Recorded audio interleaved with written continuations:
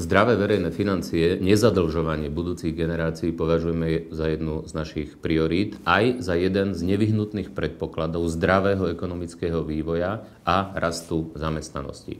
Počas 4 rokov vlády Roberta Fica došlo k veľmi negatívnemu vývoju v tejto oblasti. Vláda Roberta Fica dokázala za 2 roky zvýšiť zadlženosť Slovenska z rekordne nízkej úrovne 28% HDP na rekordne vysokú úroveň, takú, ako ešte v histórii Slovensko nemalo, vyše 50% hrubého domáceho produktu po započítaní už podpísaných zmluv na predražené a zle pripravené PPP projekty.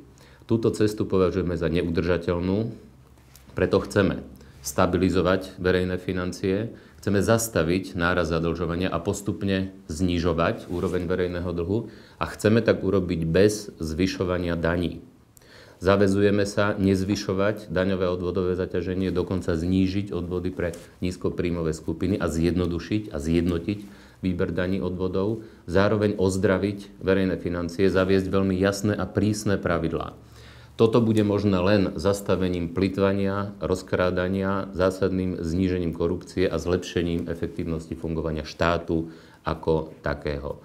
Dokázali sme aj v tejto oblasti dosiahnuť veľmi konkrétne pozitívne výsledky už v minulosti a sme pripravení urobiť to znovu aj v budúcnosti.